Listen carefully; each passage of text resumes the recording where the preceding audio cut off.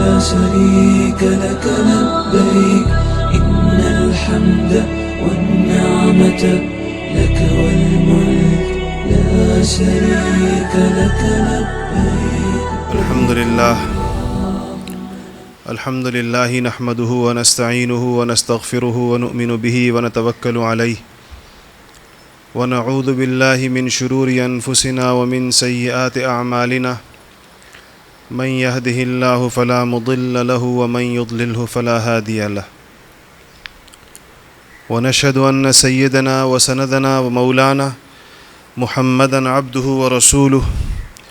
أما بعد فأعوذ بالله من الشيطان الرجيم بسم الله الرحمن الرحيم. قال الله سبحانه وتعالى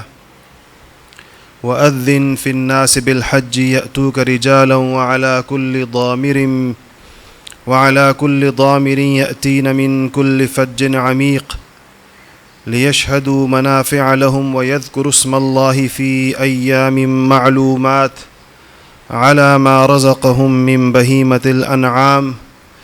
فكلوا منها وأطعموا البائس الفقير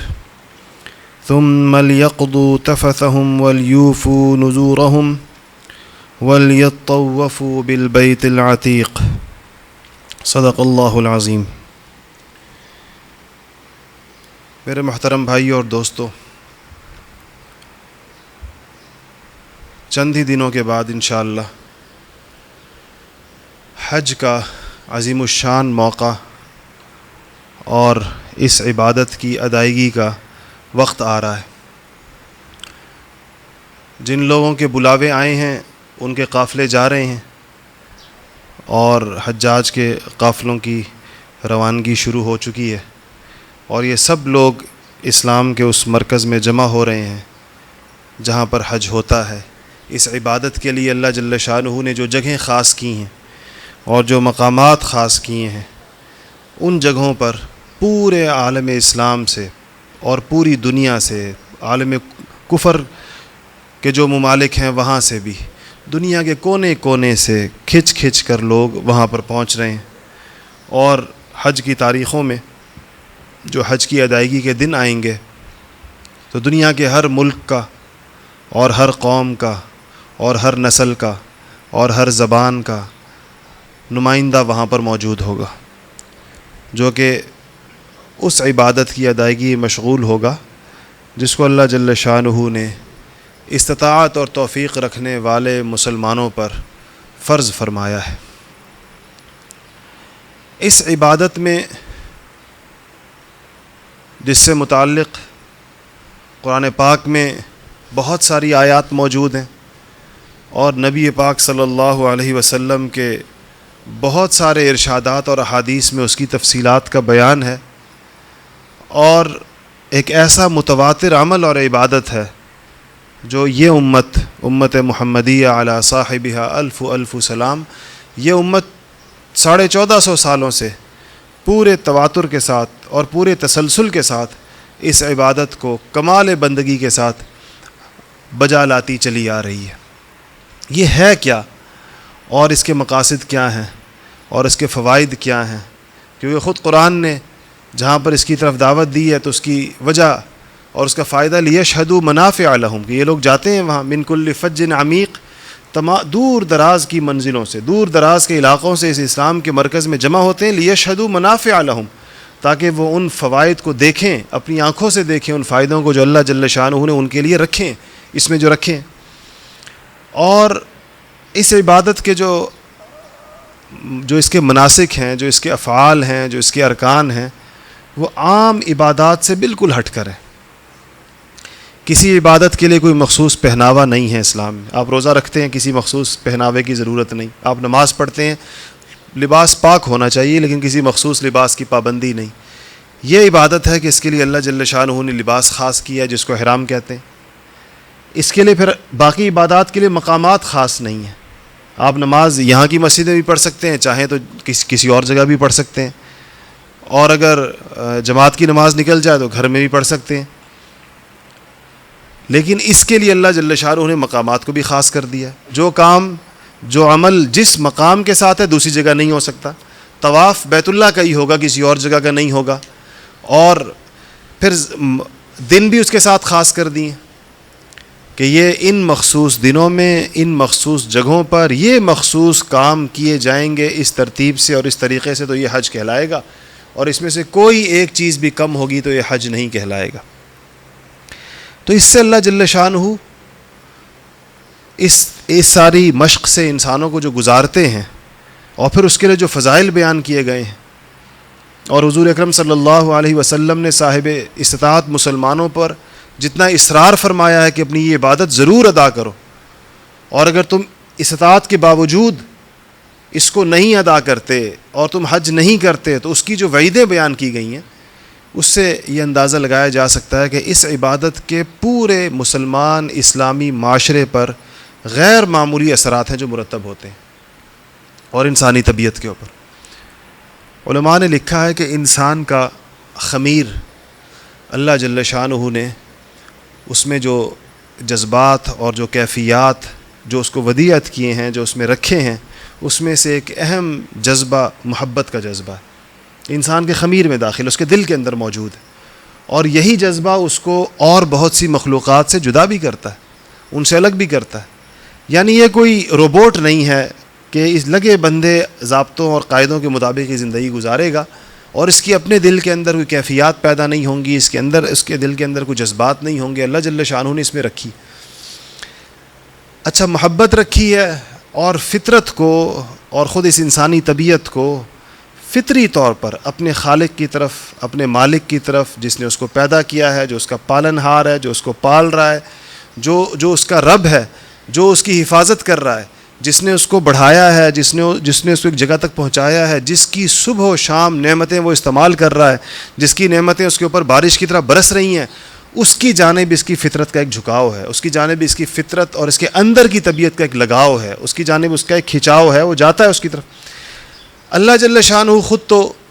ادراکات اور محسوسات کے ذریعے سے ان کا احاطہ کیا نہیں جا سکتا، وہ کوئی جسم تو ہے نہیں جس کو آپ ہاتھ لگا لیں گے،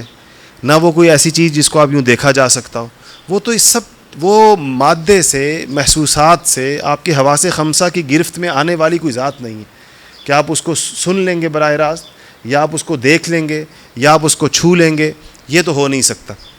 اللہ جل شانہ اس سے بہت بلند و بالا ہے، اور نہ وہ کسی ایسی جگہ اور نہ وہ کسی ایسے مکان میں ہوتے ہیں کہ جس کو انسانی عقل اس کا احاطہ کر سکے اور اس کا ادراک کر سکے۔ جب یہ سب نہیں ہے اور انسان کی طبیعت میں اس کی جانب ایک جھکاؤ ہے، اور انسان کی طبیعت کے اندر ایک کشش ہے جو اس کی طرف ہوتی ہے، قدرت نے ودیعت کی ہے، انسان کے دل میں رکھی ہے، اور وہ بڑھتی ہے، نیک لوگوں کو اور بھی زیادہ ہوتی ہے، جو اس کے احکامات کی پابندی کی زندگی گزارتے ہیں، ان کی والذین آمنوا اشد للہ، جو لوگ اللہ ایمان لائے ہیں اللہ جل شانہ کے ساتھ، ان کی محبت بہت شدید ہوتی ہے، شدید محبت ان کی ہوتی ہے اللہ جل شانہ کے ساتھ، تو ان کے لیے ان کی اس طبیعت کی اس تسکین کا سامان کیا ہوگا۔ اللہ جل شانہ تو ان کو نظر نہیں آتے، اور نہ وہ اس کے حواس کی گرفت میں آ سکتے ہیں، نہ وہ ان کو وہ محسوس کر سکتا ہے۔ تو پھر اللہ نے بعض چیزوں کو اپنی نسبت عطا فرمائی ہے، اور بعض چیزوں کو اپنی خصوصی نسبت عطا فرمائی ہے، اور ان میں یہ وہ ساری مسلمانوں کی اس کیفیت کی تسکین کا سامان رکھا ہے، جس میں سے ایک بیت اللہ ہے کہ اللہ کا گھر ہے۔ ہر مسلمان کو پتہ ہے کہ یہ اس معنی میں اللہ کا گھر نہیں جس معنی میں ہمارے گھر ہوتے ہیں، کہ ہمارے گھر کا مطلب یہ کہ ہم اس میں رہتے ہیں، اس کے اندر اقامت پذیر ہوتے ہیں۔ اللہ جل شانہ کے گھر کا مطلب یہ نہیں ہے، لیکن اللہ تعالیٰ نے اس کو ایک نسبت عطا فرمائی، اور کہ یہ میرا گھر ہے، اور یہ ابراہیم اور اسماعیل کے ہاتھوں سے بنی ہوئی ایک جگہ ہے، دیکھنے میں وہ ایک عمارت ہے، اور اسی طرح اینٹ گارے اور پتھر مٹی کا بنا ہوا گھر ہے،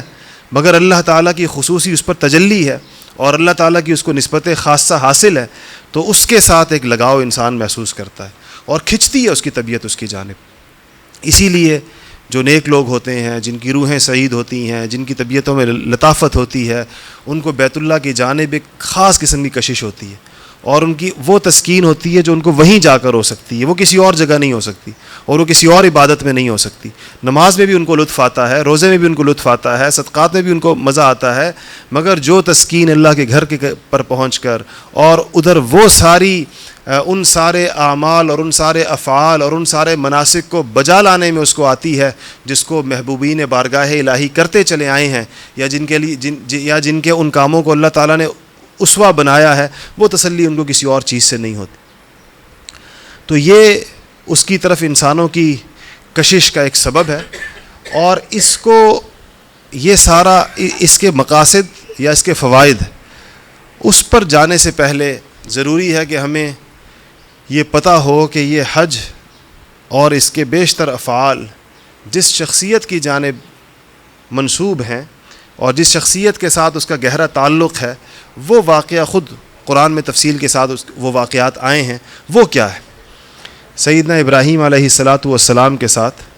اور ان کے صاحبزادے اسماعیل علیہ السلام کے ساتھ اور ان کی اہلیہ ہاجرہ علیہ السلام کے ساتھ ان واقعات کا تعلق ہے، اور قرآن نے اپنے خاص انداز میں قرآن جا بجا ایک واقعے کا کچھ حصہ کہیں ذکر کرتا ہے، کچھ حصہ کہیں ذکر کرتا ہے، اس کا تذکرہ کیا ہے کہ ابراہیم علیہ السلام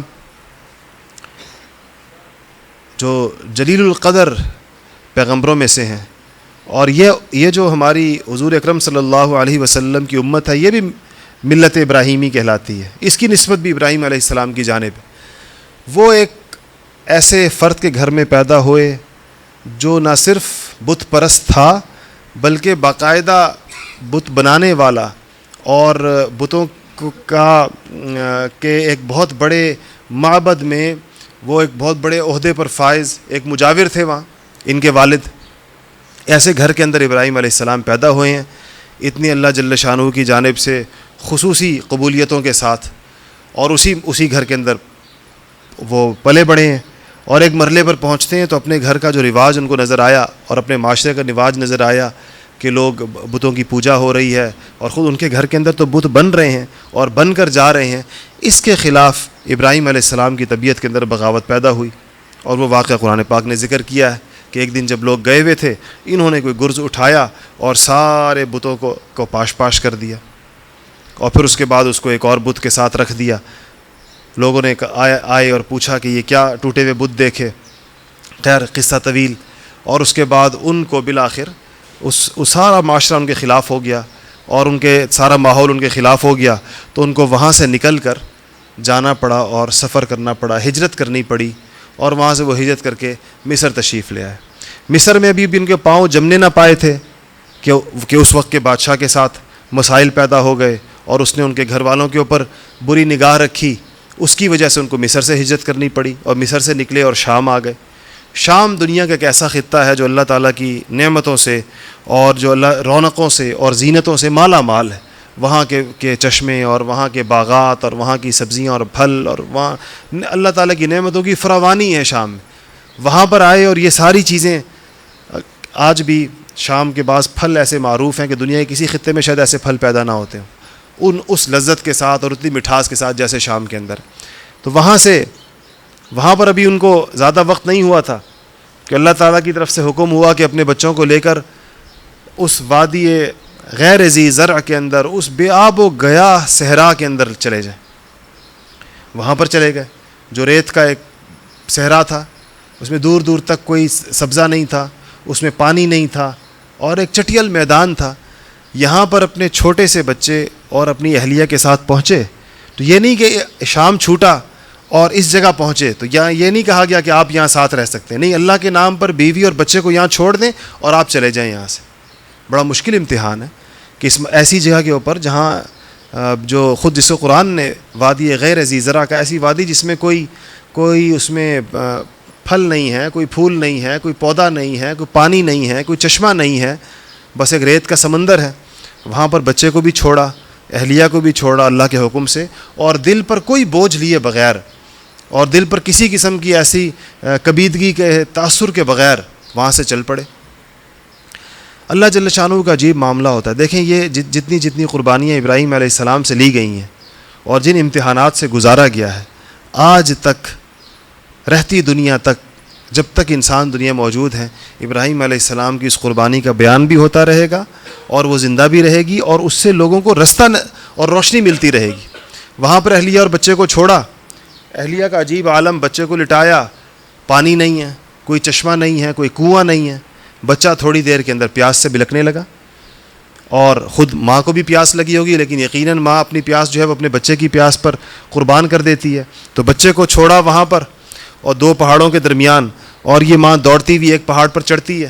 کہ وہاں جا کر پہاڑ سے دیکھوں شاید کوئی دور قافلہ نظر آ رہا ہو، شاید وہاں پر کوئی لوگ نظر آ رہے ہوں، شاید کہیں سے کوئی پانی کے آثار نظر آ جائیں. تو وہاں جب پہاڑ پر جا کر دیکھتی ہے کچھ نظر نہیں آتا، پھر بچے کی فکر ہوتی ہے جس کو تنہا چھوڑ آئی ہے وہ، تو پھر دوڑتی ہوئی واپس آتی ہے، بچے تک آتی ہیں، بچے کو دیکھتی ہے کہ ٹھیک ہے. پھر بچے کی پیاس کو دیکھ کر اور ایڑیاں رگڑتے بچے کو دیکھ کر پھر دوسرے پہاڑ کی طرف بھاگتی ہیں اور اس کی چوٹی پر جا کر چڑھتی ہیں. وہاں سے دیکھتی ہیں کہ شاید کوئی قافلہ آ رہا ہو، شاید کہیں پانی کے آثار ہوں، وہاں کچھ نظر نہیں آتا تو پھر دوڑتی واپس بچے کے پاس آتی ہے. پھر بچے کو دیکھتی ہے، اس کی خیریت معلوم کرتی ہے، اور پھر اس کی پیاس کو دیکھتے ہوئے ایک اور دوڑ پھر واپس اس پہاڑ کی طرف لگاتی ہے. تو یہ ذرا آپ تصور میں ماں کی اس دوڑ کو لائیے. تنہا ماں ہے اور صحرا ہے اور دور دور تک انسان نہیں، آبادی کے کوئی اثرات نہیں، چھوٹا سا اس کا شیر خوار بچہ ہے جو پیاس سے تڑپ رہا ہے، خود ماں بھی پیاسی ہے، اور وہ دو پہاڑوں کے درمیان کبھی ایک کی چوٹی سے اترتی ہے تو دوسرے کی چوٹی پر چڑھتی ہے، دوسرے کی چوٹی سے اترتی ہے تو ادھر جاتی ہے، اور درمیان میں آ کر اپنے بچے کو دیکھتی ہے.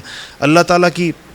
رحمت کو جوش آیا اور اس اللہ تعالیٰ نے معجزانہ طور پر اس بچے کی ایڑیاں جہاں وہ رگڑ رہا تھا وہاں سے چشمہ پھوٹ پڑا پانی کا، اور انہوں نے جلدی سے اس کے لیے منڈیر بنائی اور وہاں پانی جمع کیا، خود بھی پیا اور بچے کو بھی پلایا. اور وہ ایسا بابرکت اور مبارک پانی تھا، اس کے ساتھ کتنے فضائل اللہ تعالیٰ نے اس کے بیان فرما دیے، اور آج تک امت مسلمہ اس پانی کو پی رہی ہے اور سیراب ہو رہی ہے. اور وہ پانی اور اس کا چشمہ اور اس کے اندر اللہ جل شانہ جو رحمتیں اور جو برکتیں اس میں رکھی ہیں وہ ختم ہونے میں نہیں آ رہی. اسی طریقے سے بچہ اسی اپنی ماں کے ساتھ پلتا ہے اور تھوڑا بڑا ہو جاتا ہے، اور اتنی مشقتوں سے جس کو پالا گیا ہے اور جس کے والدین کتنے مراحل سے گزرے ہیں، اور جس کے پھر ماں کو اس کے یہ کمالات اللہ نے دکھائے کہ اس کی ایڑی سے چشمے جاری کیے ہیں، وہ بچہ اتنا ہو جاتا ہے کہ چلنے پھرنے جتنا ہو جاتا ہے اور باپ کے ساتھ جا سکتا ہے کہیں پر بھی اور سفر کر سکتا ہے، اور 7-8 سال یا 9 سال اس کی عمر ہو جاتی ہے تو اللہ تعالیٰ کا حکم آسمانوں سے آتا ہے کہ اب اس بچے کو ذبح کر دو اور اپنے ہاتھ سے کرو. تو یہ ابراہیم علیہ ذرا اس باپ کی حیثیت سے سوچیں جس کی جانب یہ حکم آئے اور اس کو یہ کہا جائے، اور نہ باپ کے اوپر اس حکم کی بجاوری میں کسی قسم کی تشویش ہے اور نہ بیٹے کی طبیعت پر اس کا کسی قسم کا بوجھ ہے. اور ابراہیم علیہ السلام نے اس بیٹے کو لٹا دیا، اور جب تک اللہ تعالیٰ کا امر نہیں آیا اس کے حلق پر چھری پھیرتے رہے، جب تک یہ امر نہیں آیا کہ آپ کی قربانی قبول کر لی گئی ہے. اللہ نے لی نہیں، لیکن انہوں نے کوئی کسر نہیں چھوڑی. وہاں اس کی یادگار بھی ہے جو آپ لوگ اب قربانی کا وقت آئے گا، اور یہ ان کی اس عبادت کو اللہ تعالیٰ نے زندہ رکھا ہے اور اس کو قبول کیا ہے، اور قیامت تک کے مسلمانوں کو اس کا حکم ہے کہ اس کو زندہ رکھیں. پھر یہ بچہ مزید بڑا ہو جاتا ہے باپ کے ساتھ، اور وہ اس عمر کے اس مرحلے میں پہنچ جاتا ہے جس کے بارے میں قرآن کہتا ہے کہ وَإِذْ يَرْفَعُ إِبْرَاهِيمُ الْقَوَاعِدَ مِنَ الْبَيْتِ وَإِسْمَاعِيلُ، کہ پھر یہ دونوں باپ بیٹا دیکھتے ہیں چاروں طرف جو مناظر ہیں وہ بت پرستی کے ہیں، اللہ تعالیٰ سے بغاوت کے ہیں، گناہ کے ہیں. ان کو حکم ہوتا ہے، ان دونوں باپ بیٹا کو جن کو ان سارے امتحانات اور ان سارے مراحل سے گزارا گیا ہے، کہ یہ اللہ تعالیٰ کے گھر کو تعمیر کریں، یہ اللہ تعالیٰ کے گھر کی بنیادیں یہ دونوں اٹھائیں. تو ان دونوں نے وہ بنیادیں اٹھائی ہیں. وَإِذْ يَرْفَعُ إِبْرَاهِيمُ الْقَوَاعِدَ مِنَ الْبَيْتِ وَإِسْمَاعِيلُ، ان دونوں باپ بیٹا نے اس گھر کی بنیاد اٹھائی، اور جن چیزوں سے عام تعمیرات ہوتی ہیں انہی چیزوں سے اللہ تعالیٰ کے اس گھر کو بنایا. اور اس کے بعد پھر اللہ تعالیٰ نے فرمایا کہ اب آپ آواز دیجئے اور ساری انسانیت کو آواز دیں کہ یہ اللہ تعالیٰ کا گھر ہے اور یہ اس کی تجلیات کا مرکز ہے، اور یہ ساری امت مسلمہ جو زمانے کے مسلمان، ہر زمانے کے لوگ جو انبیاء کے مطیع و فرما بردار انبیاء کے رستوں پر چلنے والے ہوں گے وہ اس دور کے مسلمان ہوں گے، کہ ہر دور کے مسلمانوں کا یہ قبلہ ہوگا اور یہ کعبہ ہوگا، اور اسی کی طرف لوگ آئیں گے اور اللہ تعالیٰ کی رحمتوں سے اپنی جھولیوں کو بھر کر سعادتوں سے مالا مال ہو کر یہاں سے واپس جائیں گے. تو یہ اس گھر کی تاریخ ہے جس کو قرآن پاک نے جا بجا بیان کیا ہے، اور مختلف جگہوں پر اس کے واقعات کا ذکر کیا ہے کہ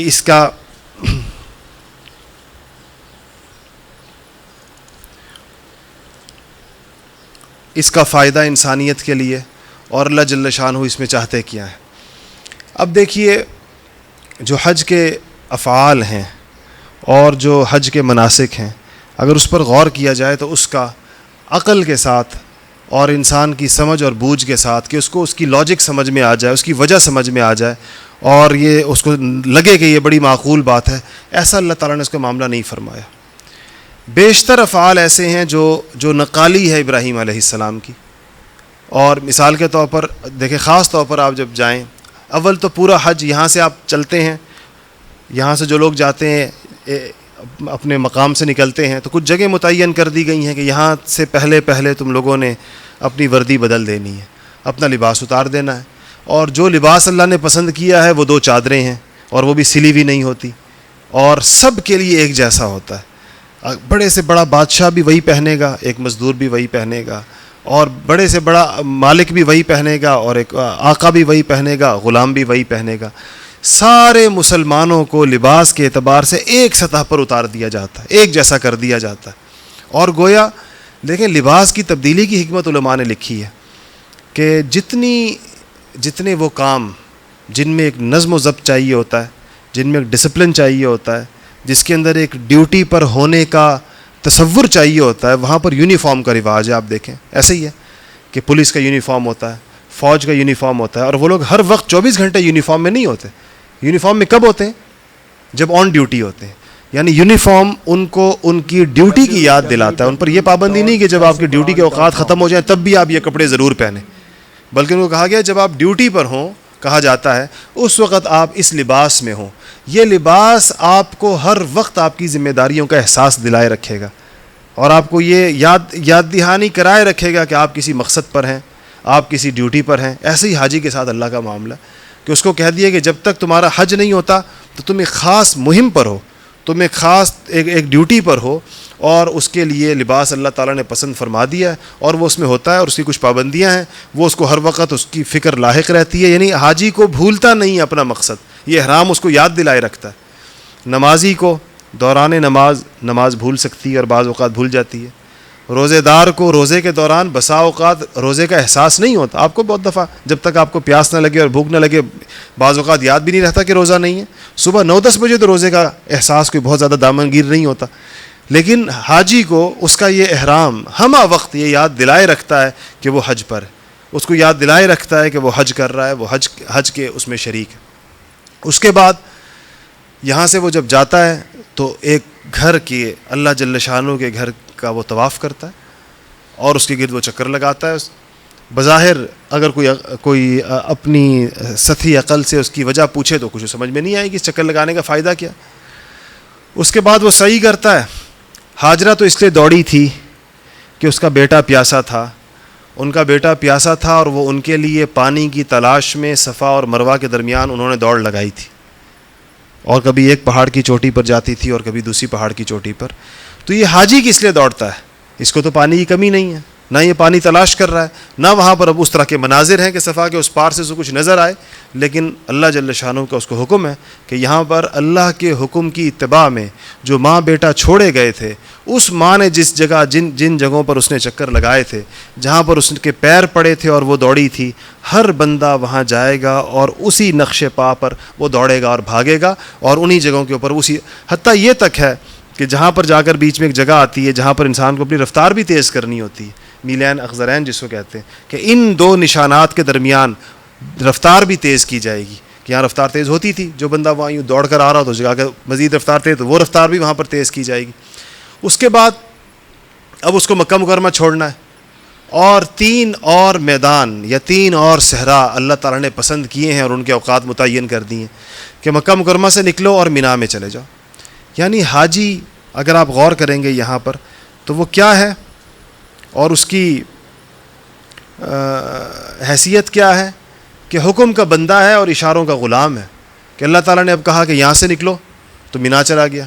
ابھی وہ کہیں خیمے گاڑ کر ابھی اطمینان سے بیٹھا نہیں ہوتا کہ اس کو دوسری جگہ جانے کا حکم مل جاتا ہے. وہاں جا کر اس نے بھی کچھ وقت گزار کر سانس نہیں لیا ہوتا کہ اس کو تیسری جگہ جانے کا حکم ہے. مینا کے اندر وہ گیا اور بیٹھا کہ اچانک حکم ہوا ہے کہ جی تم عرفات چلو, اور عرفات جاتے ہوئے رستے میں تم نے مزدلفہ نہیں رکنا, اور اس وقت تک تمہیں عرفات پہنچنا ہے, اور اس وقت سے پہلے پہنچنا ہے. وہ وہاں پہنچ جاتا ہے اور عرفات کے اندر ایک وقت بتا دیا گیا کہ یہ وقت ہے وقوف کا, اس میں تم نے یہیں پر رہنا ہے. وہ وہاں رہتا ہے, دعائیں کرتا ہے, حتیٰ کہ مغرب کا وقت ہو جاتا ہے، ظہر سے لے کر مغرب تک اس نے دعائیں کی ہوتی ہے عرفات میں. اب طبیعت کا تقاضا یہ ہوتا ہے کہ آرام کیا جائے، ظاہر بات ہے اتنی سفر بھی کیا اس نے، اور وہاں سے منا سے آیا بھی، اور اس کے بعد یہ سارا وقت اس نے دعا میں گزارا، اور شام ہو گئی. اب اس کا طبیعت کیا کہہ رہی ہے آپ دیکھیں، مغرب ہو گئی، مغرب کا وقت داخل ہو گیا، تو ایک طبیعت کہے گی کہ نماز پڑھنی چاہیے. ہر انسان جب انسان پابند نمازی ہو جاتا ہے اور نماز کے ساتھ اس کو تعلق ہو جاتا ہے تو نماز کا وقت آتے ہی اس کی طبیعت میں ایک بے چینی ہو جاتی ہے، اور جب تک وہ نماز ادا نہ کر لے بے چین اور مضطرب رہتا ہے. نماز ادا کرے تو اس کو سکون ہو جاتا ہے کہ ہاں جی ایک کام تھا جو کر لیا. تو مغرب کا وقت داخل ہو گیا اور یہ دن بھر کا تھکا ہوا، اور ظہر سے لے کر غروب تک جس نے دعائیں مانگی ہیں اور کھڑا رہا ہے اللہ کے دربار میں دھوپ کی پرواہ کیے بغیر، مغرب کا وقت ہوا، اس کی طبیعت کے دو تقاضے ہیں، ایک یہ کہ وہ نماز پڑھے اور دوسرا تقاضا کہ وہ کچھ آرام کرے. مگر اللہ کی طرف سے حکم ہے کہ نہ نماز پڑھنی ہے اور نہ آرام کرنا.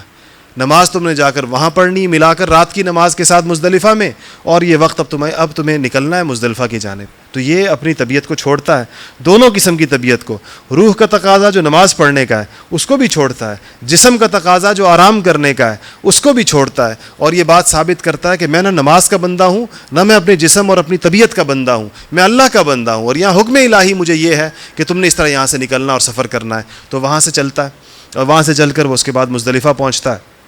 تھکا ہارا یہ وہاں آیا ہے، اور اب وہاں پر بھی اس کو کیا حکم ہے کہ یہاں پر بھی اس کا ابھی آرام پورا نہیں ہو پایا، اور اس نے پوری رات اور اس کے بعد کا پورا وقت اس طریقے سے نہیں گزارا کہ اس کو پھر یہاں سے منا کی طرف جانا ہے، اور پھر وہ یہاں سے اٹھتا ہے اور پھر منا جا پہنچتا ہے. تو یہی اس کا سفر ہے. خیمے اکھاڑتا ہے اور گاڑتا ہے، کہیں لگاتا ہے کہیں بچھاتا ہے بستر، اور ابھی اس پر آرام سے پہلے پھر اٹھاتا ہے، چلتا ہے، پھر دوبارہ واپس طواف کے لیے پہنچتا ہے، پھر طواف کرتا ہے، پھر سعی کرتا ہے. اور یہی وہ چیز ہے جو اللہ جل شانہ اس سے چاہتے ہیں. اس میں کسی عقل مند آدمی کی عقل کام نہیں کرتی، کسی بڑے سے بڑے فلسفی کا فلسفہ نہیں چلتا، اور کوئی سادہ مزاج سادہ لو آدمی ہو یا عقل مند ترین انسان ہو، ان سب کے لیے، وہ بالکل غریب آدمی ہو یا انتہائی مالدار آدمی ہو، وہ بادشاہ ہو جس کے پاس سارے وسائل ہیں یا وہ مزدور ہو جس کے پاس کچھ بھی نہیں ہے، سب کے لیے اللہ تعالیٰ نے ایک یکساں کوڈ، ایک جیسی چیزیں، ایک جیسے معمولات رکھے ہیں کہ اس سے یہ لوگ گزریں گے.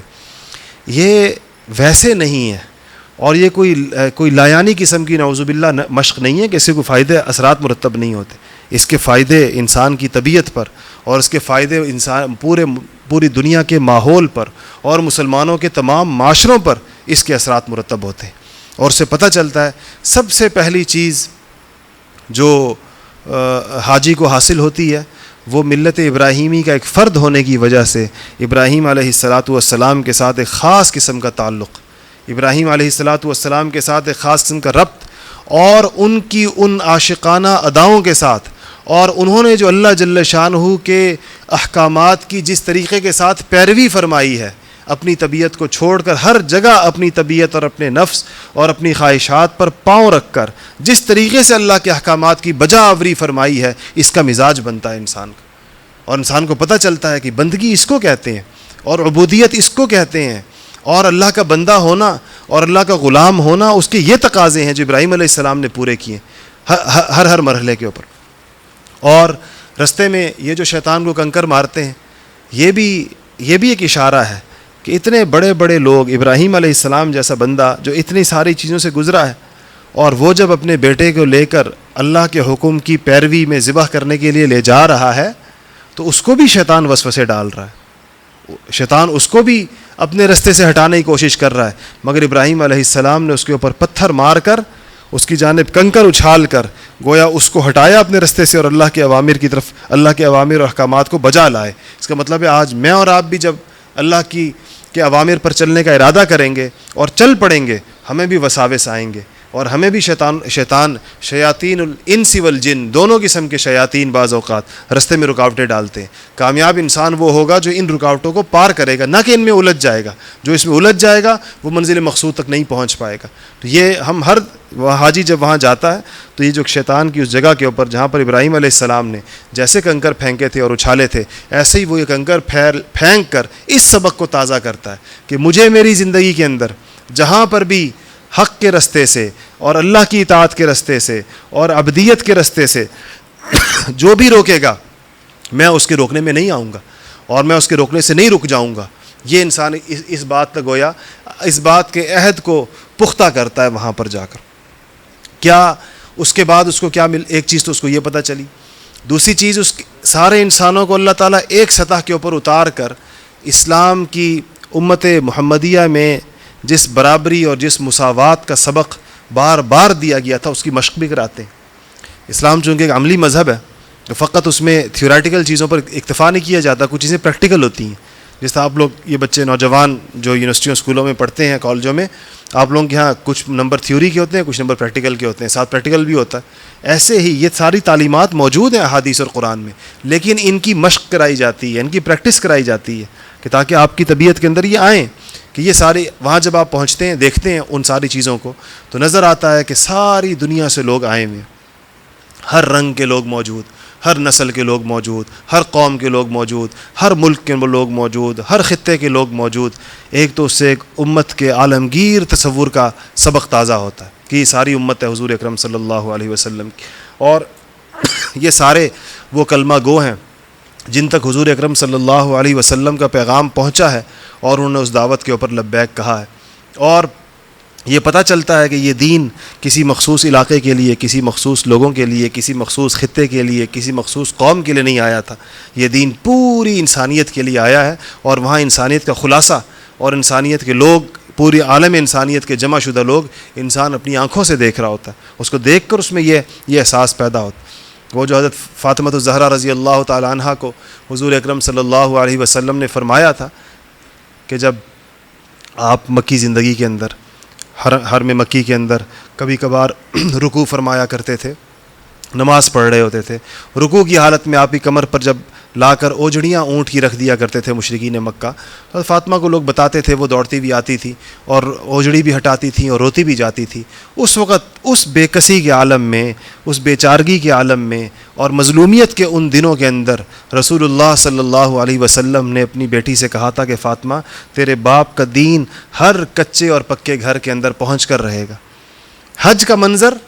اس بات کو یاد دلاتا ہے کہ واقعی فاطمہ کے ابا کا دین ہر کچے اور پکے گھر کے اندر اللہ نے پہنچا دیا, اور یہ پیغام ہر جگہ اللہ نے آپ اس دور کی مکے کی مظلومیت کو یاد کیجئے کہ جب ان کی پیٹھ سے اوجڑی ہٹانے کے لیے گھر سے بیٹی دوڑ کر آتی ہے, لیکن آج ان کے پیغام کی عالمگیریت کو دیکھیں کہ وہ کہاں کہاں تک پہنچا ہے. جہاں انسان بستے ہیں, دنیا کا وہ آخری کونا جہاں پر اگر کوئی انسان رہتا ہوگا تو وہ اس دعوت پر لبیک کہتا ہوا وہ وہاں پر موجود اللہ کے گھر کا طواف کرتا ہوا آپ کو نظر آئے گا. اور اس کو دیکھنے اس کو دیکھ کر جو اس امت کے بارے میں انسان کی جو کیفیت پیدا ہوتی ہے وہ آپ کو یہاں پر رہتے ہوئے کبھی بھی پیدا نہیں ہو سکتی. کبھی بھی یہاں تو جس طرح کے ماحول میں انسان رہتا ہے وہی مسائل اس کے سامنے ہوتے ہیں. تو یہ حج کا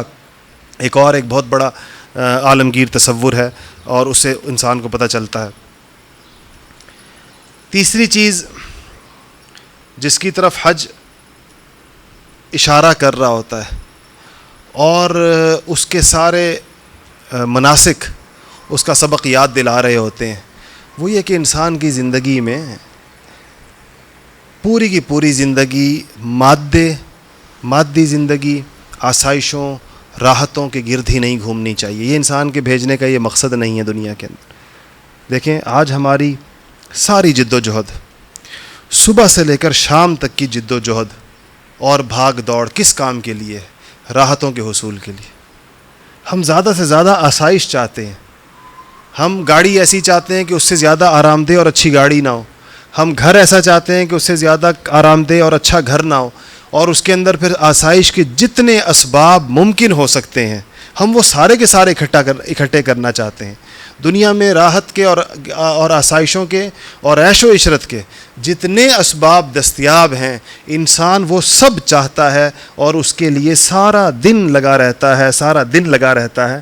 حج میں اللہ جل شانہ اس سے یہ ساری چیزیں چھڑا دیتے. پہناوے کا شوق کسی کو یہ بھی ایک لت ہے, شوق کے بعد اس کے ایک آخری مرحلہ لت لگنے کا بھی ہوتا ہے, جہاں قیمتی سے قیمتی پہناوے آپ سنتے ہوں گے اور ہم تو حیران ہوتے ہیں کہ کسی کی 80,000 روپے کی ٹائی ہے اور 5 لاکھ روپے کا سوٹ ہے اور 20 لاکھ روپے کا سوٹ ہے. سنی ہوں گی آپ نے یہ باتیں. ایک یہ آسائش اپنے راحت اپنے لباس کی راحت کو یا اس کی آسائش کو یا اس کی نمائش کو اس حد تک پہنچا دینا بھی انسان کے اندر آ سکتا ہے اور اس کے مظاہرے نظر آتے ہیں. حج اس کو اس لباس سے بے نیاز کر دیتا ہے. اگر اس نے حج کرنا ہے تو وہ اس لباس میں نہیں کر سکتا، چاہے بے شک اس کی ملکیت میں ہو۔ انسان کو رہنے کے لیے جس قسم کے آرام کی ضرورت ہوتی ہے اور جس طرح کی گھروں کی ضرورت ہوتی ہے، حج اس کو اس میں سے بھی نکالتا ہے اور اس سے اس کا گھر چھڑاتا ہے، اور وہاں جا کر اگر اس کو مکہ مکرمہ کے اندر جا کر بھی اگر وہ کوئی اپنے لیے بڑی راحت کا سامان تلاش کر لے تو اس کو مینا اور عرفات سے گزارتا ہے اور مزدلفہ سے گزارتا ہے کہ وہاں پر اس کو وہ چیزیں دستیاب نہیں ہوتی ہیں۔ تو کسی نہ کسی درجے میں ہر انسان سے وہ مشقت کرواتا ہے، اور اس زہد کے اوپر اور دنیا سے اس بے رغبتی پر اور مادی زندگی سے نکال کر روحانی زندگی کا اور اپنے دل کی مان کر چلنے سے نکال کر اللہ جل شانہ کی مرضی پر آنے کا ایک مزاج پیدا کرتا ہے اور ایک طبیعت بناتا ہے۔ اگر بندہ اس کی روح کو سمجھے اور اس کی روح کے مطابق عمل کرے، جانے والے کا پیسہ پاک ہو، حلال کی آمدن سے وہ حج کرے اور حج کی روح کے مطابق سارے کے سارے افعال کرے، اور جو اس سے نتائج چاہیے ہر قدم پر اس کا خیال رکھے کہ وہ نتیجہ اس کو حاصل ہو۔ اگر اس طریقے سے وہ حج کرتا ہے اور واپس آتا ہے تو کتنی بڑی فضیلت رسول اللہ صلی اللہ علیہ وسلم نے اس کے لیے بیان فرمائی کہ یہ ایسا ہے جیسا ماں کے پیٹ سے پیدا ہوا ہو، تمام گناہوں سے اور تمام غلاظتوں اور نجاستوں سے اللہ تعالیٰ اس کو پاک کر کے دوبارہ واپس اس کی جگہ پر بھیجتے ہیں کہ اثر نو، گویا اس کی زندگی، اس کا پچھلا جتنا ریکارڈ ہے اور اس کی پچھلی زندگی میں جتنے نامہ اعمال میں جو کچھ گناہ لکھے ہوئے ہیں اور جو سیاہیاں ہیں وہ ساری کی ساری اللہ تعالیٰ اس میں دھو دیتے ہیں اور ایک نئی زندگی اور ایک نیا رخ عطا کر کے اس کو واپس اس کے معاشرے میں بھیجتے ہیں۔ یہ حج کے وہ مقاصد ہیں جس کی وجہ سے یوں تو اللہ تعالیٰ کے پیش نظر جو حکمتیں ہوتی ہیں اور جو اس میں فوائد ہوتے ہیں اور جو منافع ہیں، انسانی عقل تو اس کا پورا ادراک بھی نہیں کر سکتی ہے، لیکن جو چیزیں بادی النظر میں دیکھنے میں نظر آتی ہیں سامنے کہ یہ وہ فوائد ہیں جو انسان کو حاصل ہونے چاہیے جب وہ حج کی عبادت کرے، اور اسی کے لیے اس کا جانا ہوتا ہے اور اسی کے لیے ساری کڑھن ہوتی ہے۔ اگر یہ اس کے سامنے نہیں ہے اور فقط وہ اس کو ایک سیر سپاٹا سمجھتا ہے یا فقط اس کو ایک رسم دنیا سمجھتا ہے کہ جی وہ لوگ جب پیسے ہو جاتے ہیں تو لوگ حج کرتے ہیں، پھر وہ حاجی صاحب کہلاتے ہیں، اور اگر استطاعت کے باوجود وہ حج نہ کرے تو لوگ برا سمجھتے ہیں، یہ بھی ایک فارمیلٹی ہے یا یہ بھی ایک رسم دنیا ہے، اس کو بھی نبھا دینا چاہیے جیسے اور بہت سے کام ہم کرتے ہیں، تو یہ حج کی روح کے ساتھ انصاف نہیں ہوگا، اور نہ حج کے وہ منافع اور وہ فوائد روحانی، جسمانی، ہر قسم کے دنیاوی، اخروی جو انسان کو اللہ جل شانہ عطا فرماتے ہیں وہ اس کو حاصل نہیں ہوں گے اگر یہ اسپرٹ اور یہ روح اس کے اندر نہیں ہوگی۔ اللہ جل شانہ جو لوگ حج کے لیے جا رہے ہیں ان کے حج کو قبول فرمائے اور پورے جذبے کے ساتھ ان کو حج کرنے کی توفیق نصیب فرمائے، اور ہم میں سے جتنے لوگ ابھی تک نہیں جا پائے ہیں اللہ تعالی ہم لوگوں کو بھی جلد از جلد اس کی توفیق نصیب فرمائے، اور جن کو توفیق مل چکی ہے ان کو اللہ تعالیٰ بار بار جانے کی توفیق نصیب فرمائے، ان کے لیے آسان فرمائے اس بات کو کہ ان کے لیے بار بار بلاوا آئے۔ آخری بات یہ عرض کروں کہ ہمیں ایک تسلی اس میں اور بھی ہوتی ہے، اور وہ یہ کہ جب یہ لوگ وہاں پر پہنچتے ہیں حج پر تو یہ جانے والے پوری امت کا مقدمہ لے کر جاتے ہیں، اور وہاں جانے والے ساری امت کے نمائندے بن کر جاتے ہیں، اور اس دن گویا امام غزالی نے لکھا ہے کہ یہ حج ایک طرح سے یہ جو خانہ کعبہ ہے یہ اللہ تعالیٰ کا دربار ہے، شاہی دربار ہے، اور وہاں گویا یہ جانے والا جو زائر ہے یا جو حاجی ہے وہ جس طرح شاہی درباروں میں لوگ حاضر ہوتے ہیں اپنی عرضداشت لے کر جاتے ہیں، تو یہ جو امت پر پریشانیاں اور مصیبتیں ہیں اور جتنی امت پوری دنیا کے اندر آج پریشان حال ہے اور اپنی بقا کی اور اپنے پیغام کی اشاعت کی اور اپنے پیغام کے پھیلاؤ کی جنگ لڑ رہی ہے، اس کا مقدمہ بھی یہ حاجی لے کر جاتے ہیں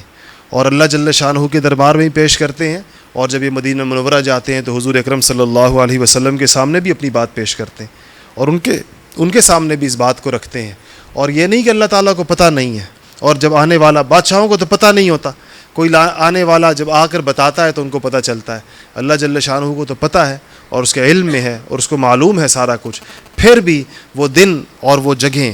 وہ خاص دن اور وہ خاص اماکن مقدسہ، ان کو اللہ تعالیٰ نے ان کے اندر یہ قبولیت عطا فرمائی ہے کہ وہاں جا کر کی جانے والی بات اور وہاں جا کر پیش کی جانے والی گزارش اور عرضداشت اس کی ایک اور حیثیت ہوتی ہے، اس کی ایک اور بات ہوتی ہے۔ تو یہ لوگ جب وہاں جاتے ہیں تو انفرادی طور پر بھی اسی لیے ہم جاتے ہوئے حاجیوں کے بارے میں حدیث شریف میں آتا ہے نا کہ حاجی جب تک گھر نہیں پہنچا تو اس سے دعا کرائی جائے، وہ اللہ کے رستے کے اندر اس کی دعائیں قبول ہوں گی۔ تو ہم نے پرانے زمانے سے بزرگوں کو دیکھا ہے کہ وہ حاجی کے گھر پہنچنے سے پہلے کسی ایک جگہ پر جا کر اس سے اپنے لیے خاص دعائیں کراتے ہیں۔ پہلے زمانے میں بعض حاجی ٹرینوں پر آیا کرتے تھے، یعنی یہاں پہنچ گئے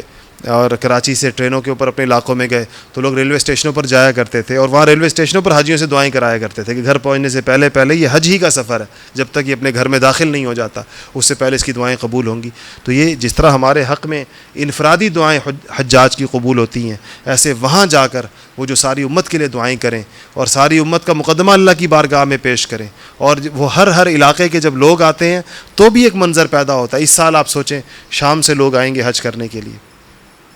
اور مصر سے لوگ آئیں گے حج کرنے کے لیے، اور فلسطین سے لوگ آئیں گے حج کرنے کے لیے، اور افغانستان سے لوگ جائیں گے حج کرنے کے لیے، اور بنگلہ دیش سے لوگ جائیں گے حج کرنے کے لیے، اور برما سے لوگ جائیں گے حج کرنے کے لیے، اور کشمیر سے جتنے مظلوم اور پسے ہوئے مسلمانوں کے ملک ہیں جنہوں نے ظلم و ستم برداشت کیا ہے اور جن کے اوپر ظلم کے پہاڑ توڑے گئے ہیں، یہ لوگ بھی اپنا مقدمہ لے کر حج کے اوپر جائیں گے، اور یہ بھی مطاف کے اندر ان کے قافلے بھی اتریں گے، اور اللہ کے گھر کا پردہ پکڑ کر یہ بھی اپنی فریاد وہاں پر کریں گے، اور یہ وہاں پر ان کے اوپر جو کچھ بیتی ہے وہ اللہ تعالیٰ کو بتائیں گے، اور پھر یہ قافلے مکہ مکرمہ سے مدینہ منورہ بھی جائیں گے۔ اور دیکھیں ان کے ساتھ جو معاملے ہوئے ظلم و ستم کے، اور ان کے اوپر جو ظلم کے پہاڑ توڑے گئے، وہ ان کے ساتھ کسی کی انفرادی لڑائی نہیں تھی، کسی کا ان کے ساتھ کوئی ذاتی دشمنی نہیں تھی، یہ اس وجہ سے کہ یہ رسول اللہ صلی اللہ علیہ وسلم کے امتی ہیں، یہ اس وجہ سے کہ یہ ان کے دین کے نام لیوا ہیں۔ سوچیں یہ لوگ حضور اکرم صلی اللہ علیہ وسلم کے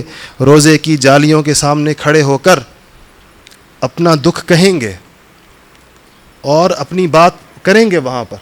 اور رسول اللہ صلی اللہ علیہ وسلم کو پہنچائی جائے گی کہ یہ آپ کے وہ امتی جن سے آپ کی نسبت اور آپ کے تعلق کی وجہ سے جن پر ظلم کے پہاڑ توڑے گئے، جو آپ کے دین کی سربلندی کے لیے لڑ رہے ہیں، جو آپ کے کلمے کی سربلندی کے لیے لڑ رہے ہیں، جو آپ کے نظام کے نفاذ کی جد و جہد کر رہے ہیں، ان کے کیا مراتب ہوں گے اور ان کے کیا درجات ہوں گے، اور یہ کیا وہاں سے خالی ہاتھ لوٹائے جائیں گے؟ کیا یہ خالی جھولیاں لے کر واپس آئیں گے؟ نہیں، اللہ جل شانہ فیصلے فرمائیں گے، اور حضور اکرم صلی اللہ علیہ وسلم ان پر توجہ فرمائیں گے ان کی جانب۔ اور یہ لوگ جب تو اس لیے حاجیوں کو یہ اجتماعی اسپرٹ لے کر بھی جانا چاہیے، اپنے آپ کو اپنی ذات کا نمائندہ وہ نہیں ہے صرف، وہ پوری امت کا نمائندہ ہے وہاں پر، اور وہ پوری امت کا مقدمہ وہاں پر پیش کرتا ہے، اور وہاں جب وہ یہ پورا مقدمہ پیش کرے گا اور جس کیفیت کے ساتھ پیش کرے گا اس کے اوپر آسمانوں سے اللہ جل شانہ فیصلے فرمائیں گے۔ اللہ تعالیٰ کرے کہ اس سال کا حج اللہ تعالیٰ ان سب کو حج مبرور نصیب فرمائے، اور ان کے حج کی برکت سے پوری امت کے اوپر وہ رحم فرمائے جس کے وعدے اللہ جل شانہ نے فرمائے ہیں، اور حضور اکرم صلی اللہ علیہ وسلم کی زبانی جو پہنچے ہیں، صلی اللہ تعالیٰ علی خیر خلقہ محمد و آلہ وصحبہ اجمعین۔ کوئی سوال ہو تو بتائیے، تھوڑا سا وقت ہے ہمارے پاس۔ ایک سوال یہ تھا کہ جیسے خواتین کے پاس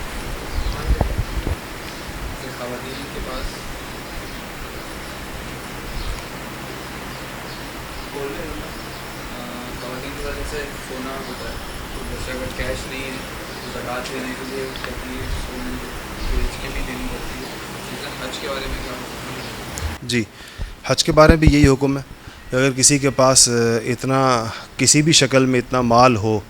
کہ جو اس کو حج کی توفیق اور استطاعت مالی طور پر جس کی وجہ سے اس کے اوپر آ جائے، تو اس مال سے اس کو حج کرنا چاہیے۔ جن خواتین کے پاس اتنا وافر سونا ہو، جس طرح ہوتا ہے بہت دفعہ گھروں کے اندر زیادہ سونا ہوتا ہے، تو ان کو چاہیے کہ اپنا اسی سونے کو بیچ کر اپنے لیے حج کریں۔ اور میرے خیال ہے ہمارے بر صغیر کے اندر خواتین کی سب سے بڑی تعداد اسی طریقے سے حج کرتی ہے، عام طور پر اپنے زیورات بیچ کر حج کرنے والیوں کی بہت بڑی تعداد ہے، اور اکثر اسی طرح جاتی ہیں، اور اپنے ساتھ اپنے محارم کے حج کا بندوبست بھی ان کو بعض اوقات کرنا پڑتا ہے، اور اس کے اخراجات بھی اٹھانے پڑتے ہیں، کیونکہ محرم ضروری ہے حج کے لیے۔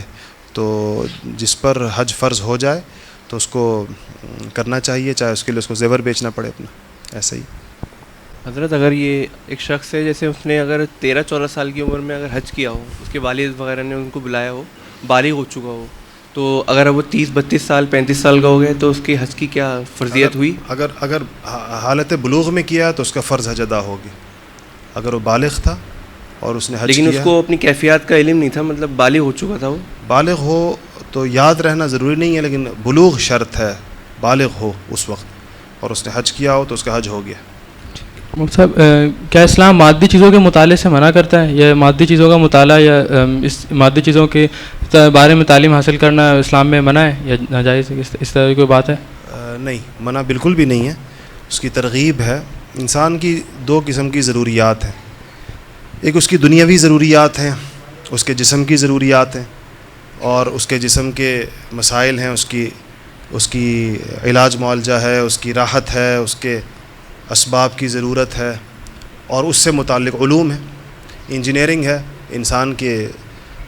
جسمانی ضروریات سے متعلق، سول انجینئرنگ اس کے مکان کی ضرورت سے متعلق ہے، اور الیکٹریکل انجینئرنگ اس کے آلات کی ضرورت سے متعلق ہے. میڈیکل کا علم ہے وہ انسان کی جسم کی ضروریات سے متعلق ہے. تو انسانی ضروریات ہیں، اور ان ضروریات کی وجہ سے اس کا علم حاصل کرنا یہ بھی انسانوں پر، امام غزالی رحمۃ اللہ علیہ نے تو اس کو فرض کفایہ لکھا ہے کہ مسلمانوں میں سے ایک جماعت، مسلمانوں کو ان علوم میں بھی خود کفیل ہونا، خود مختار ہونا ضروری ہے، کسی کے محتاج نہ ہو. نہ وہ طب میں کسی کے محتاج ہوں، اور نہ وہ ہندسہ کہتے ہیں اس کو عربی کے اندر انجینئرنگ کو، نہ وہ اس میں کسی کے محتاج ہوں، نہ وہ تجارت میں کسی کے محتاج ہوں، نہ وہ نظم و ضبط میں اور اپنی عسکری قوتوں میں کسی کے محتاج ہوں. تو نہ صرف یہ کہ اس کی ترغیب ہے عسکری پیمانوں پر تیاری کے لیے، تو قرآن کی واضح آیت ہے وَأَعِدُّوا لَهُم مَّا اسْتَطَعْتُم مِّن قُوَّةٍ، کہ قوت کے اعتبار سے، عسکریت کے اعتبار سے، فوجی توانائیوں کے اعتبار سے تم بھرپور تیاری کرو. قرآن کہتا ہے پوری تیاری رکھو اپنی، اور اسی لیے اس پر فضائل ہیں. جہاد کے لیے جس زمانے میں جہاد گھوڑوں پر ہوتا تھا، گھوڑا پالنے کے ثواب پر حدیثیں ہیں، گھوڑے کو چارہ دینے پر حدیثیں ہیں. اس کے چارے کا، جو چارہ جہاد کے گھوڑے کے لیے مالک دیتا ہے، اس چارے کے میزان میں تلنے کے کا ثواب موجود ہے کہ اس کا چارہ بھی تول کر اس کا ثواب اس کے مالک کو دیا جائے گا. تو یہ ساری انہی چیزوں سے متعلق ہے جو دنیا کی. تو یہ اس میں اس کا حکم ہے، اور اس میں اگر نیت یہی ہو جو میں نے عرض کی ہے تو یہ سراسر ثواب ہے. اور دوسری چیزیں انسانوں کی روحانی ضروریات ہیں. وہ چونکہ جسم عارضی ہے، اس کی ضروریات بھی عارضی ہیں، تو اس کا ثواب اس طرح کا نہیں ہو سکتا جو ثواب اخروی ضروریات پر ہے. یعنی جو علوم آسمانوں سے آئے ہیں، قرآن و حدیث کا علم، وہ اس کی روحانی ضروریات کے لیے، تو وہ اس کا حصول بہت زیادہ ثواب کا باعث ہے. اس کے درجات کو بہت اونچا بیان کیا گیا ہے. لیکن دنیا، یاد رکھیے گا، مسلمان کی جو دل سے مسلمان ہو، اس میں کوئی چیز اس کی دنیا نہیں ہوتی ہے. اس کا کاروبار بھی اس کی آخرت ہے، اور اس کا گھر بار بھی اس کی آخرت ہے، اور اس کی تعلیم بھی اس کی آخرت ہے، بشرطے کہ نیت صحیح ہو. گھر میں انسان جو اپنے گھر والوں کے ساتھ بھلائی کرتا ہے، اور اپنے گھر کے اندر جو فراخی کرتا ہے، اس کے گھر میں جو رقم دیتا ہے کھانا پکانے کے لیے، اور گھر میں جو چیزیں لاتا ہے، اس سب پر اس کو ثواب ملتا ہے. باقاعدہ نیتوں کو اپنا ٹھیک کرنا چاہیے. تو مسلمان کی تو ساری زندگی دین ہی دین ہے، اس میں دنیا کا گزر ہی نہیں ہے. 24 گھنٹے کی زندگی اس کی دین ہے. نیتوں کا صرف رخ درست کرنے کی اس میں ضرورت ہے. حضرت ایک بات یہ پوچھنی تھی کہ ابھی ایک صاحب ذکر کر رہے تھے کہ مسجد کو ڈھانے کا حکم دیا تھا. اس مسجد کا نام تھا مسجد زرار.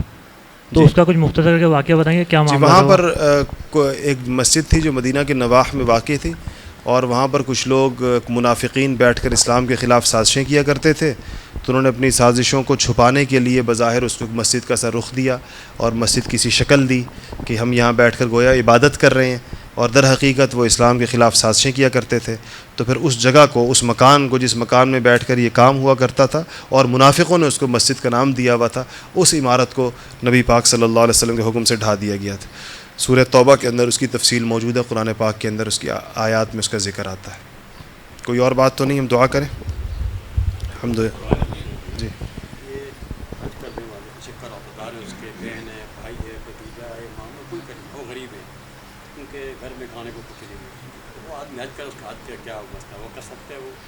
دیکھیں، جب اس کے نہیں، اگر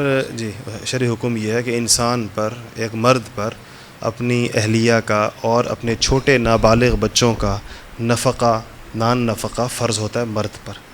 اگر اس کے پاس اتنے پیسے ہی نہیں ہیں، یعنی جو استطاعت ہوتی ہے وہ اپنے فرائض کی ادائیگی کے بعد والی رقم پر ہوتی ہے، سمجھ رہے نا آپ اس بات کو. لیکن نان نفقہ کس کا اس پر فرض ہے؟ اپنا، اور اپنی اہلیہ، اور اپنے نابالغ بچوں کا. تو اگر اس کے پاس اتنی ہی رقم ہے جس سے صرف ان کا نان نفقہ ہی وہ پورا کر سکتا ہے، تو اس پر تو حج فرض ہی نہیں ہے. حج تو اس پر فرض ہے جو اس فرض کی ادائیگی کے بعد اس کے پاس اتنی رقم بچ رہے جس سے وہ حج کر سکے. تو وہ پھر اس پر ہاں باقی رہ گیا آس پڑوس کی غربت، تو وہ تو بہت اس کی وجہ سے حج ساقط نہیں ہوگا، تو دنیا سے غربت تو ختم کبھی بھی نہیں ہوگی، اور غریب تو ہر زمانے میں رہیں گے، تو ان کی اگر اس غربت کو دیکھتے ہوئے لوگوں نے عبادات کرنی چھوڑ دی تو پھر تو حج معطل ہو جائے گا۔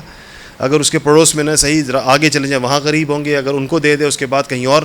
تو اصل ہے کہ اس کی طرف کیا حکم متوجہ ہے، اس کی طرف حکم، تو جن لوگوں کا نفقہ اس پر واجب ہے، اس بندے کے ذمے ہے، اس نفقے کی ادائیگی کے بعد اگر اس کے پاس اتنی رقم بچ رہے جس سے حج ہو سکے تو اس پر حج فرض ہوگا۔ حضرت ایک سوال تھا کہ پچھلی دفعہ جیسے آپ نے نشست میں تذکرہ کیا تھا کہ بر صغیر کے جو علماء تھے انہوں نے جو ہے وہ خط لکھا تھا امام کعبہ کو، جو سعودی عرب کا جو اسٹانس تھا اس کی وجہ سے میں نے دیکھا ہے کہ نوجوانوں میں بہت زیادہ ایک نفرت کی کیفیت جو ہے وہ سعودی عرب کے لیے پیدا ہو گئی ہے، تو اس سلسلے میں کیا رہنمائی ہے کہ امام کعبہ اور سعودی عرب کے بارے میں جو مطلب ایک اشتعال پھیلتا جا رہا ہے اور کچھ لوگ اس کا فائدہ بھی اٹھا رہے ہیں اور غلط غلط چیزیں پھیلا رہے ہیں ان کے بارے میں، تو اس میں کچھ رہنمائی اگر آپ؟ جی ایسا ہی ہے کہ یقیناً ان کا یہ فیصلہ اور ان کی طرف سے مصر کے اس ظلم و تشدد کی حمایت اور مالی مدد ایک انتہائی مشتعل کر دینے والی اور انتہائی افسوسناک حرکت ہے جس کی جتنی مذمت کی جائے کم ہے، مگر جیسا کہ آپ نے کہا کہ اس کی آڑ میں بعض لوگ کچھ اور مقاصد چاہتے ہیں، اور ان کو دیکھتے ہوئے جو روافظ ہیں اور دوسرے لوگ ہیں وہ باقاعدہ یہ چاہتے ہیں کہ سعودی عرب بعض ایسے حالات سے گزر، حرمین شریفین پر ہر ایک کی نگاہ ہے، اور وہاں پر اس وقت کچھ ایسی پابندیاں ہیں بعض ایسے باطل فرقوں پر کہ وہ وہاں پر اپنے کام نہیں کر سکتے جو وہ کرنا چاہتے ہیں، اس کے لیے وہ سعودی نظام حکومت کو اپنے راستے کی سب سے بڑی رکاوٹ سمجھتے ہیں، اور وہ سمجھتے ہیں کہ اگر اس نظام کو گرا دیا جائے، یہ رجیم اگر فال کر جاتی ہے تو شاید ہمارے لیے کوئی صورت بن سکے کہ ہم زیادہ سے زیادہ وہاں انوالو ہو جائیں، ان کی آبادیاں بھی ہیں وہاں پر اطراف کے اندر۔ تو یہ آپ نے بالکل درست اشارہ کیا ہے کہ بہت سے لوگ اس آڑ میں ان کے خلاف ایک ماحول بنا کر وہاں پر اپنے لیے رستہ ڈھونڈ رہے ہیں کہ شاید اس طریقے سے ہمیں جو وہاں سے ہٹایا گیا ہے اور ہمیں جو وہاں سے غیر متعلق کیا گیا ہے شاید ہمیں اس کے ذریعے سے کوئی رستہ مل جائے، اور ہم حرمین شریفین جو مسلمانوں کا مرکز ہے جہاں پوری دنیا سے مسلمان آتے ہیں وہاں ہم کچھ اپنی ایکٹیویٹیز کر سکیں زیادہ آزادی کے ساتھ۔ اس لیے بہت سے علماء نے باوجود اتنی بڑی ان کے ایک سنگین جرم کے جس کی کوئی تعویل نہیں ہو سکتی، جس کے اوپر ہم ان کو بری ذمہ قرار نہیں دے سکتے، اور ہم سمجھتے ہیں کہ انہوں نے بالکل غلط کیا جو انہوں نے مصر کے اندر کیا، مصر کی ظالم اور جابر حکومت کے ساتھ مالی امداد کرنا اور ان کو پیسے دینا، اور اس کے بعد اس سارے ظلم و ستم کی تائید کرنا کہ ٹھیک ہوا ہے اور یہ سب غلط تھا، لیکن اس کا فائدہ دوسری طرف سے جو اٹھایا جا رہا ہے اس کا بھی حصہ نہیں بننا چاہیے۔ یہ قربانی کے لیے صاحب استطاعت یا صاحب نصاب دونوں میں فرق کیا ہے، کس سے ہو جائے گا؟ جی نصاب اور نصاب ہے زکوٰۃ کا ایک نصاب، ایک مخصوص مقدار ہے جس کے بعد زکوٰۃ کی بندے پر ادائیگی واجب ہو جاتی ہے، اس لیے اس کو نصاب کہتے ہیں۔ حج کے لیے استطاعت کا لفظ استعمال ہوتا ہے، اس کا مطلب یہ ہوتا ہے کہ حج چونکہ زکوٰۃ تو اگر آپ کے پاس 1000 روپے بھی بچ رہے تو اس کے اوپر آپ 25 روپے کی زکوٰۃ ادا کر دیں گے اگر آپ کے پاس قابل زکوٰۃ رقم جو ہے وہ اتنی ہو۔ حج کے لیے صاحب اس لیے کہ حج کے اخراجات ہر علاقے سے اور ہر زمانے میں اور ہر فاصلے سے مختلف ہوتے ہیں، تو اس کا مطلب یہ اس کے لیے یہ جو استطاعت کی تعریف کی گئی ہے وہ یہی ہے کہ اپنی تمام ذمہ داریوں کی ادائیگی کے بعد اس آدمی کے پاس اتنی رقم ہو جس رقم سے وہ حج کر سکے۔ اب یہ رقم یقیناً ہر علاقے کے لیے مختلف ہے، پاکستان سے حج کی اور نوعیت ہے اور یمن سے حج کی اور نوعیت ہے اور سعودی عرب کے پڑوس کے ملکوں سے اور نوعیت ہے، خود سعودی عرب کے اندر جو لوگ رہتے ہیں، مکہ مکرمہ کے اطراف میں جو لوگ رہتے ہیں، آس پاس جو لوگ رہتے ہیں، ان کے لیے یقیناً ان کے حج کے اخراجات اور ہمارے حج کے اخراجات میں بہت فرق ہے، تو اس لیے کوئی متعین نصاب نہیں ہے بلکہ استطاعت کہا جاتا ہے کہ جو کر سکے، جس کے پاس اتنے ہو جائیں اس پہ فرض ہے اس کو کرنا چاہیے، اور اس کے اندر فرق آ سکتا ہے، کمی بیشی ہو سکتی ہے، کبھی یہ رقم بڑھ جاتی ہے، کبھی زیادہ ہو جاتی ہے، اسفار کبھی مہنگے ہو جاتے ہیں، کبھی سستے ہو جاتے ہیں۔ پرانے زمانوں میں بھی ایسے ہوتا تھا، شورش کے زمانوں کے اندر، فساد کے زمانوں میں سفر مہنگا ہو جاتا تھا اور امن کے زمانوں کے اندر سفر سستا ہو جایا کرتا تھا۔ یا آج کل اجتماعی قربانی کا رواج بہت چل گیا ہے جس میں اس بات کا اہتمام ہوتا ہے کہ آمدنی کے ذرائع کیا ہیں یہ نہیں پوچھا جاتا، تو اس کے لیے کیا اس کے لیے یہ ضروری ہے،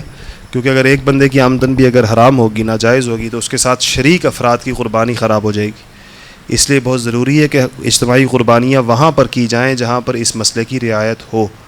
اور اس مسئلے کی رعایت رکھی جائے۔ جہاں پر اس مسئلے کی رعایت نہ رکھی جائے وہاں پر لوگوں کی قربانیوں کے خراب ہونے کا قوی اندیشہ ہوتا ہے. اس لیے ایسے لوگوں کے پاس اجتماعی قربانی کی بھی جائے تو ایسے مستند علماء کی زیر نگرانی کی جائے جو ان سارے مسائل سے نہ صرف واقف ہیں بلکہ اس پر عمل بھی کرتے ہیں.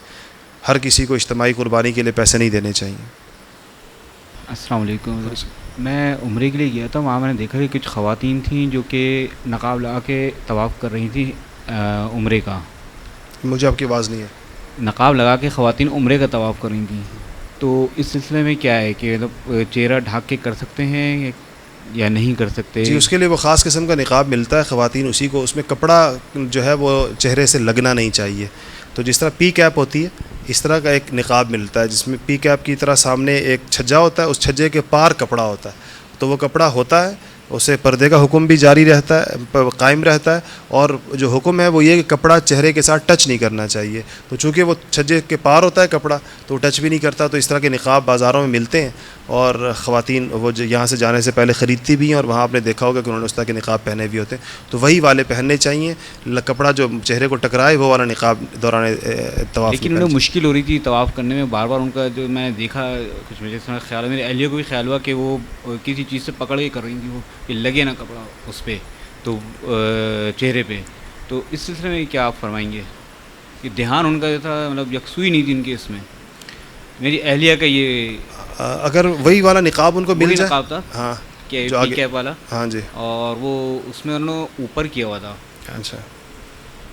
شاید اس میں کوئی مسئلہ, ہمارے یہاں مستورات جاتی ہیں اور سبھی اسی کے ساتھ کرتی ہیں, اور کبھی کسی نے کوئی کسی بے آرامی کی شکایت نہیں کی, کہتے ہیں اس میں بڑی سہولت کے ساتھ ہو جاتا ہے, کوئی مسئلہ نہیں ہوتا اس میں. اس کا نقاب باریک ہو, بالکل ہلکا ہو جہاں تک ہو سکے. بعض لوگوں نے تو اس کے بعد ایک اور بھی کیا کہ بعض اوقات وہ پھڑپھڑاتا ہے تو اس کو نیچے بھی ایک چیز ہوتی ہے اس کے ساتھ وہ بندھا ہوا ہوتا ہے. اس میں کافی ساری چیزیں ملتی ہیں بازار میں جس سے پردے کے حکم کے ساتھ طواف ہو جاتا ہے. اور باپردہ خواتین کے لیے نقاب اٹھا کر طواف کرنے میں اور بھی زیادہ بے اطمینانی ہوتی ہے. جن کو عادت ہوتی ہے نقاب کی, وہ بغیر نقاب کے بالکل بھی ان کے لیے بہت مشکل ہوتی ہے, بہت ان ایزی فیل کر رہی ہوتی ہیں. تو ان کے لیے سہولت ہی ہوتی ہے, اس میں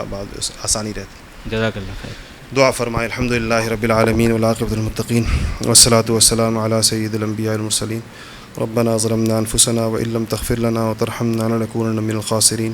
رب اغفر وارحم وانت خیر الراحمین. رب اغفر وارحم وانت خیر الراحمین. اللهم انت ولینا فی الدنیا والآخرہ, توفنا مع الأبرار والحقنا بالصالحين. اللهم إنا نسألك الهدى والتقى والعفاف والغنى. اللهم إنا نسألك العفو والعافية والمعافاة الدائمة في الدين والدنيا والآخرة. اللهم إنا نسألك علما واسعا ورزقا واسعا. اللهم إنا نسألك علما نافعا ورزقا واسعا وشفاء من كل داء. اللهم واقية كواقية الوليد. اللهم واقية كواقية الوليد. وصلى الله تعالى على خير خلقه محمد وآله وأصحابه أجمعين برحمتك يا أرحم اللهم لبيك لبيك لا شريك لك لبيك إن الحمد والنعمة لك والملك لا شريك لك لبيك لبيك اللهم لبيك لبيك لا شريك لك لبيك إن الحمد والنعمة لك والملك لا شريك لك لبيك.